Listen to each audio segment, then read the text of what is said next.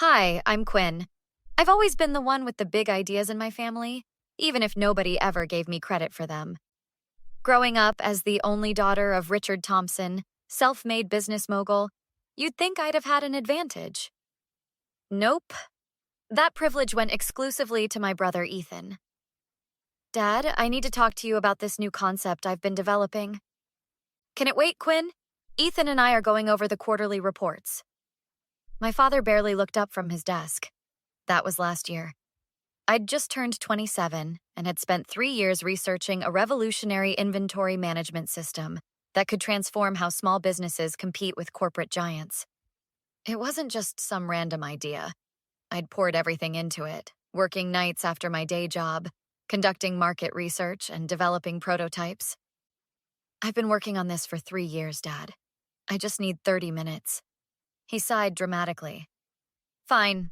Stop by my office tomorrow at 4. When I showed up the next day, clutching my meticulously prepared presentation folder, Richard was actually alone for once. Progress. So, what's this brilliant idea that couldn't wait? I spread out my research across his desk. It's an integrated system for small retailers to compete with Amazon-level logistics. Look at these projections. Businesses using this could cut inventory costs by 32% while improving delivery times. Retail tech? Really? That market's oversaturated, Quinn. No, that's the point. Everyone's focusing on the big players. Nobody's creating accessible solutions for small businesses. Richard flipped through my materials with the enthusiasm of someone reading a phone book. The development costs alone would be astronomical. I've already built a working prototype and found potential partners who, let's be realistic. You've never run a business before. This isn't like your little Etsy shop in college. My face burned. That little shop put me through business school. 2 weeks passed with no word. Then my best friend Mia called me. Have you seen Ethan's LinkedIn update? No, why would I follow my brother's corporate humble brags? Quinn, you need to look. Now. When I saw it, my stomach dropped. There was Ethan standing next to our father, announcing their new venture, Smart Stock Solutions, a revolutionary inventory management system for small businesses. My revolutionary system. My exact concept, down to the name I'd come up with. I called my father immediately. You gave my business plan to Ethan? Quinn, be reasonable. Ethan has the MBA from Wharton and connections to make this work. He showed me some ideas he'd been developing and they aligned with what you mentioned. What I mentioned? I gave you a complete business plan, with projections, prototypes, everything?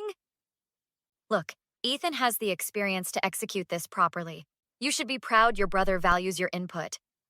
My input? This is my entire concept. Family businesses are complicated, honey. I've already transferred the initial funding to get Ethan started.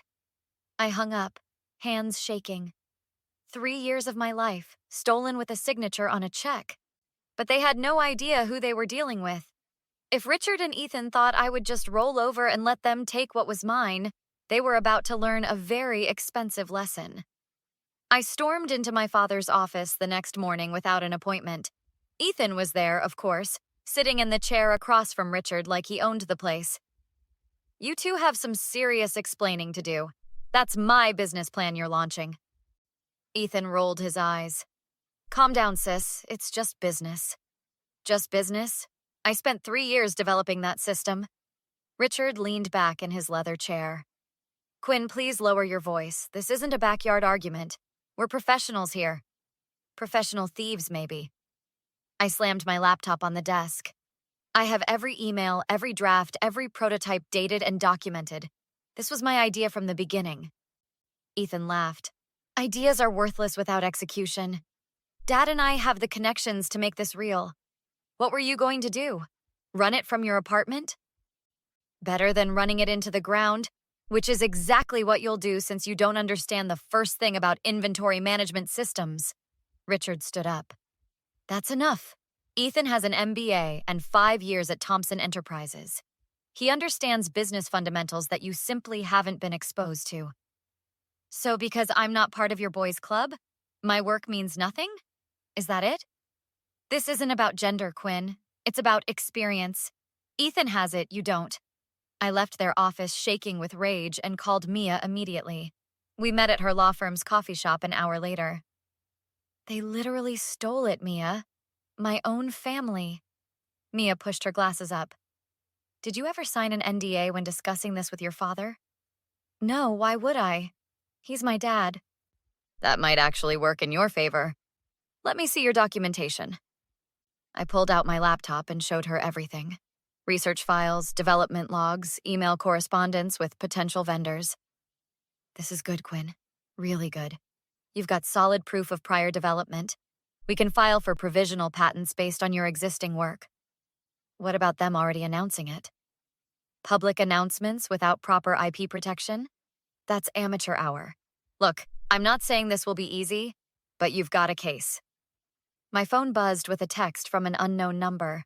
This is Vanessa, your dad's EA. Can we meet? It's about smart stock. We met at a coffee shop across town. Vanessa looked nervous, constantly checking over her shoulder. I shouldn't be telling you this, but Ethan is completely lost. The development team keeps asking him technical questions he can't answer. Your father's getting impatient. Why are you telling me this? I've worked for your dad for 8 years. I've seen how he treats you compared to Ethan. It's not right. She slid a folder across the table. Ethan has meetings next week with Claiborne Investments and TechStart Ventures. He's pitching for first-round funding. Those are major players. And he's not ready. The prototype they're showcasing barely functions. It's all smoke and mirrors. I left that meeting with a strange mix of anger and hope. Mia called that evening after reviewing everything. We need to move fast. I've got the provisional patent applications ready, but there's something else to consider. What's that? Instead of just fighting them legally, what if you built something better? I know someone, Marcus Reynolds at Pinnacle Ventures. He specializes in tech disruption. You think he'd meet with me? After seeing your documentation? Absolutely. While Ethan fumbles with investors, you could be building SmartStock 2.0. For the first time since discovering the betrayal, I smiled. Ethan and Richard think they've won, but they have no idea what's coming. I sat across from Marcus Reynolds in the sleek offices of Pinnacle Ventures, clutching my tablet. So your own family stole your concept? Marcus raised an eyebrow. Yes, but what they stole was just version 1. I've developed something better. I showed him my enhanced system, a cloud-based platform with predictive analytics that didn't just manage inventory but anticipated market trends. Every line of code is mine. While Ethan was playing golf with Dad's contacts, I was building something revolutionary. Marcus studied the projections. I've seen hundreds of pitches this year. Most are garbage. This has real potential. So you're interested? Pinnacle can offer seed funding of $1.5 million for a 15% stake. I nearly fell out of my chair. Within days, I hired 2 programmers and we worked around the clock refining the platform while Mia handled patent filings. Then my phone rang. It was Vanessa. Ethan's giving a presentation Thursday at the Tech Forward conference. Every major investor in the industry will be there. How bad is it looking for him? Bad. He still doesn't understand the system. Your father's anxious. Told Ethan to stick to the script they prepared. Can I get in? Already handled. You're registered as Jessica Chen from Apex Solutions. On Thursday, I arrived wearing glasses with my hair pulled back. Vanessa met me with a badge. Ethan's presentation is at 2 p.m. He falls apart whenever anyone asks technical questions. I took a seat midway in the packed conference room. At 2 p.m., Ethan walked on stage looking polished in his expensive suit. Ladies and gentlemen, SmartStock Solutions represents the future of inventory management. His presentation was slick until the demo portion when sweat appeared on his brow. Now I'll show you how our proprietary algorithm optimizes reorder timing. I raised my hand. How does your system handle SKU rationalization for seasonal inventory fluctuations? Ethan froze. The algorithm accounts for various factors. Specifically, what statistical model are you using? Bayesian or frequentist? His face paled. We use a hybrid approach. And how do you address latency issues with hybrid models accessing distributed databases? The room fell silent. Ethan loosened his collar. Those technical details are handled by our development team. So, you don't know how your own product works? Murmurs spread through the audience. Richard, sitting in the front row, turned around searching for the questioner. Our eyes met briefly as I stood up. Maybe I can help explain. I'm Quinn Thompson. I designed the original system before it was taken from me. The conference room erupted in chaos. Richard jumped to his feet while Ethan stood frozen on stage. "This presentation is over," Richard shouted. I didn't budge. "Actually, I'd like to offer an alternative demonstration." Marcus stepped forward from the back of the room.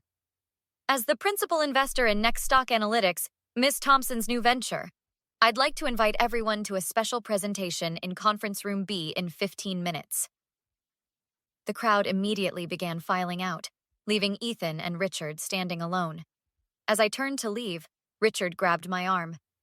"What do you think you're doing?"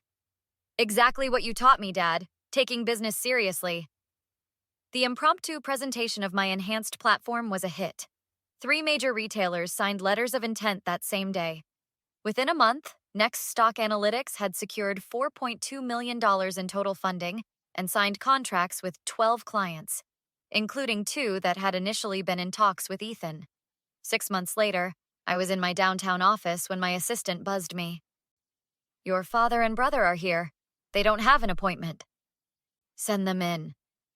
Richard looked older, the confident swagger replaced by a defeated slouch. Ethan couldn't even make eye contact. "Nice place you've got here, Quinn," Richard said, looking around at my thriving operation. "What do you want? I'm busy running a successful company." Ethan cleared his throat. "Smart Stock is shutting down. We lost our last major investor yesterday." "And this concerns me how?" Richard sighed. "We made a mistake, Quinn. A terrible mistake. Took you long enough to figure that out. We'd like to propose a merger," Ethan said quietly. "Your technology with our remaining client base?" I laughed. "Your client base? You mean the 3 small businesses that haven't jumped ship yet? No thanks." "Quinn, please," Richard pleaded. "Thompson Enterprises is suffering. My reputation." "Your reputation is exactly what you earned. You backed the wrong horse because of nepotism, not merit." "I was wrong about you," Richard admitted. "You've proven yourself to be the true business person in the family." "I didn't need to prove anything. You just needed to see what was always there." Ethan stepped forward. "Sis, I'm sorry. I was jealous of your idea. I knew it was brilliant and I wanted... Save it. Your apology means nothing to me." "We're still family," Richard tried. "Family doesn't steal from each other. Family supports each other's dreams." Later that evening, I met Mia and Vanessa, now my chief legal counsel and operations director, for drinks to celebrate our latest acquisition. "Did you see today's business journal?" Mia passed me her tablet. Nextscene Analytics named one of the top startups to watch. "Meanwhile, Thompson Enterprises stock dropped another 12% today," Vanessa added. I raised my glass. "To karma." "Are you ever going to forgive them?" Mia asked. "Maybe someday, but not today, and definitely not on their terms. They need to understand that actions have consequences." As we clinked glasses, my phone buzzed with another partnership offer. This one from one of Richard's oldest competitors. Perfect poetic justice. "You know what the best revenge is?" I smiled. "Living well and never looking back." What would you have done in Quinn's position? Would you have rejected your family's apologies like she did, or would you have given them a second chance? At what point does cutting toxic family members from your life become necessary, even when they claim to be sorry? Share your thoughts in the comments below.